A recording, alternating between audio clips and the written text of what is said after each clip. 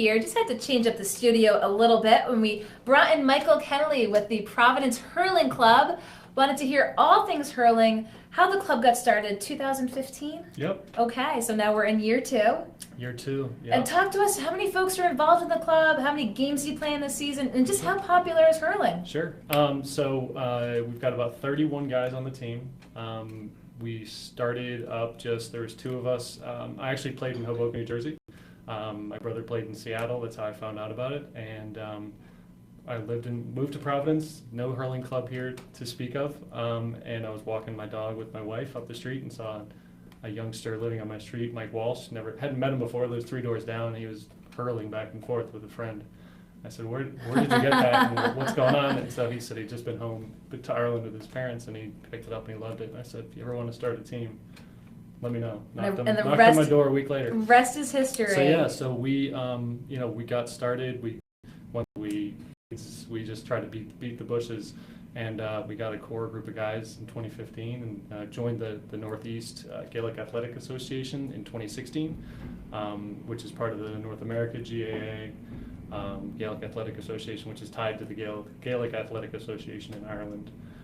So it's one of the biggest amateur sporting groups in the world, and there's a national tournament that it's divided around the country. The national championship. So well, it sounds like Providence has got to step up to the plate. How do you find a team? Do folks come with hurling experience, or do they just say, "I've seen this sport; it looks really cool. Give me a stick and show me how to play"? Yeah, no, we've got a couple of Irish guys. Actually, our coach Brendan he played in Ireland, and he happened upon us. He played in Worcester too, so he's been great to have as a resource. We've got a couple other Irish guys that joined us, but most of the guys come to us and they've heard of it. They may have Irish, involved. I'm gonna whack a stick and a ball around a little bit. Sure. Yeah, so that's why we give them helmets right when they start. You need a helmet. Yeah. So guys come with all sorts of experience: hockey, baseball, rowing. I'd never played a stick sport in my life. I played basketball, obviously, and soccer. But we've got guys who do every kind of sport. But it's just guys who want to have a competition. One of our players, who's been Dave, he played baseball, competitive baseball, basketball. He said, I want to play because, number one, the Irish thing, but also because we're all starting from the same spot.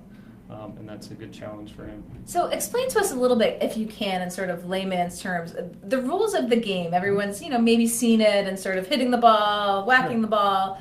Sure. So what are the rules? Sure. Well, these are the tools. This is called hurl or hurley. It's made of ash, or they have composite materials now too. It runs the gamut. It depends on how tall you are. This is called a schlitter, or just a ball if that's too hard to say. And it's a cork ball with leather on it. It's kind of soft. But as you said, hurts. It hurts, so that's why we wear helmets.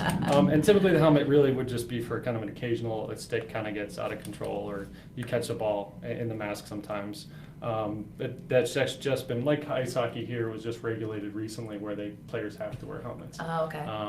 But yeah, there's 13 guys. In America, we play 13 men on a side, or people on a side. The field is 150 yards long by 90 yards wide, so think of a football field and a half by a football field. Okay. So it's pretty big, yeah. Which is hard to find space. So we play. It's basically offense, defense, like soccer, but there's no offsides. You can score a goal past. There's a goalie, so like a soccer goal. If you score it past him, you get 3 points. If you put it over the crossbar, you get 1 point. So the scoring is kind of confusing at the beginning because the score will be, say, 1-2 to 3-4. People don't know what that means. Oh, so you incorporate the goal and the crossbar. Okay. Exactly. Oh, learned a little something new. So if I'm watching it on TV, there's a lot of it on TV. Yeah. So there's something called GAA Go, which they're selling the game to people in the expats. Ireland obviously has a lot of immigrants all across the world who play the game. In Dubai, they play it in South America, everywhere. But people who move across Australia, they want to watch the game. So you can actually buy it. It's about $100 for a whole season. You can watch hurling and Gaelic football whenever you want on demand. So you've got the pass. I don't, but I go and watch TV at the guy who does. I go watch everything. You go with friends. Exactly. So you talk about, again, it being, the setup of, scoring through the goal. Mm-hmm. But when you see people take the ball and hit it, is the game primarily played in the air, on the ground? What's the The balance. So it's primarily played in the air, and that's ideal. So you're picking it up, and not much room here, but you do balance it or bounce it on the hurl to advance it. You can't pick it up the ground with your hand. So if the ball's on the ground, you have to maneuver, either roll over it and pick it up, or slide under it and pick it up. Do that a lot in practice. Do a lot of practice, and that's what we tell the new guys. This is not easy to pick up. It takes about a month to get that down, but then another couple months to get the hitting down too. The traditional grip is opposite of a baseball grip. So if you're a right-handed player, I'm right-handed, so I'm always have it in my right hand, and I'm going to catch the ball in my left hand. So that's what ideally, ball gets hit in the air, you're catching it in your hand, and then when you're going to hit it, you're going to slide down, you're going to be able to swing it from the right and the left. Okay. Like a basketball player, you don't have a left hand, you're not going to go far. You need to have both hands. So that's one thing to get over. Is switching the grip doesn't even make sense to some people. They play baseball. Wait a minute. Right. So that takes some time. Once you pick it up, it becomes second nature, and that's why you practice. We just say get a wall and a ball and hit it and pick it up and hit it. And you can also hand pass it. I didn't mention that. So for short distances, you just need to lift it off your hand about as minimal as you can, and you can just swing your hand to pass it and catch it as well. So when you go to catch the ball, how much? I mean, you in the scrum with other folks who are looking to try to catch the ball too. So a lot of contact. Yeah. So the contact is shoulder tackling is what's legal. Okay. So shoulder to shoulder, you can't hit people from behind. You can't hit them from the front. It's just have to line up shoulder to shoulder and hit them. But the sticks are flying. So another part we teach people is when they're catching a ball in the air, is you put your stick, the hurley, behind your hand. Ah, okay. So if someone tries to hit the ball, which they're allowed to do, it's in the air. They'll hit the stick and not you. your hand. So I've hurt my hand a couple of times. That's the way you learn though. Is that sort of one of the bigger injuries? That is, you do get fingers, broken, but there's not a lot of people. It's crazy, but it's really, the helmet is really just there for an occasional mishap. Guys aren't out there trying to take your head off. It's just usually when they don't know what they're doing. It's also played on the ground like field hockey. You can hit it on the ground, and that's another thing we tell new guys: just get it away from you. Hit it on the ground or kick it. You can kick it as well. You can kick it as well. Yep. So are there a lot of whistles? You do the field hockey. There can be a lot. Do they let the play go on, or do they call a lot? They try to, especially the refs here. They try to teach the game. They will if you're doing something like pushing in the back, which happens a lot, is pretty much the main call, because it's just kind of difficult. You're running to the ball, someone else picks it up, and you can't slow down, and you'll knock them over. But not too bad. Depends on the ref, but it is one ref on a gigantic field, so it is tough for them to call. So little things happen that it's all part of the game, but it's all good fun. So you're gearing up for your second game of the season tomorrow? That's right. We're going down to the Irish American Home Society in Glastonbury, Connecticut to play Hartford. And they're a great team. They helped us when we started. Them and Worcester really helped us out to get started. You played UConn? We played UConn. UConn has the college teams just started within the last 10 years, maybe a little longer. I could be wrong about that. And they actually won the national championship in Montana last year, the UConn team. Oh, wow. So, how many collegiate programs? And these are club programs. These are club, school exactly. sanctioned. Very, very early stages of this. I think there's about 20 teams, maybe less. A lot in California, Indiana. Interesting. California, Indiana, Yeah. and UConn. Right. UConn drove all the way to Montana and they won. So I guess if you're going to drive that far, you want to make sure you win. But it's popular all across the country. Like I said, my brother found a team in Seattle. It's big in Wisconsin. There's a big, a lot of American, and then of course the Irish centers: New York, Chicago, San Francisco, Boston, have big Irish, all 90% Irish-born players. So, there's kind of a split there, and there's different levels, but that's kind of where we're working towards. Ideally, in 10 years, we'd be playing against all Irish guys if we could. If you could train up and do it, yeah. So what makes a good hurling player? When we talked about this, I'm like, I played field hockey in college. What are the attributes of a good player? Yeah. Toughness? Toughness helps. Speed is big. Height helps in some situations, but if you're smaller and you can run around me, then that doesn't help. Just hand-eye coordination. I mean, there's people, hockey, we get a lot of hockey converts. And you can just see they're playing hockey in the grass, just the way they position their bodies.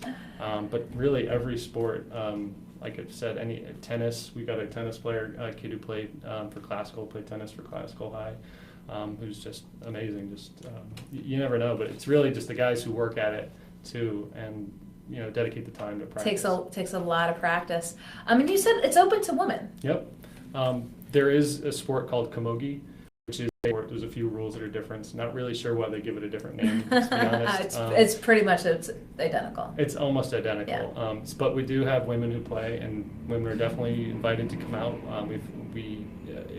Ideally, there would be enough of them to start their own team, because there would be support in Boston for that. But yeah, it's open to anybody and everybody who's ever interested at all. We'd love to have you come out, because most people, if they make it to 2 practices, they keep coming out. So tell us, what are where should folks go to get more information? Yeah, so our Facebook page is Providence Hurling Club, and our website's providencehurlingclub.com. That's the main start. You can go to the Northeast. Boston GAA has a site. We're on there, and they talk about kind of what happens in Canton, Mass. is what the hub of the Northeast Conference is. And how many more games do you have? How long's the season?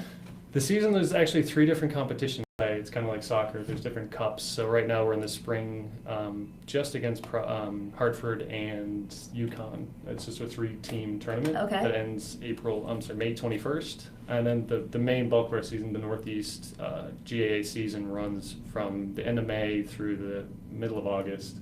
And then we have a fall league as well. So that goes September to October. And where do you play? We play our games at I'm blanking here. Next to Triggs Golf Course, the Pleasant View Recreation Center. Okay. Which they've been really great. Keith there has been really helpful in getting us to set up the field. We've expanded the field, to longer. So it was traditionally a soccer field, but we've been able to expand it. To get is it regulation size? It's pretty close. It's as close as we could get. And you said you got new uprights, so you've got the new uprights. Just bought new uprights. Were just created, and so we. Official size.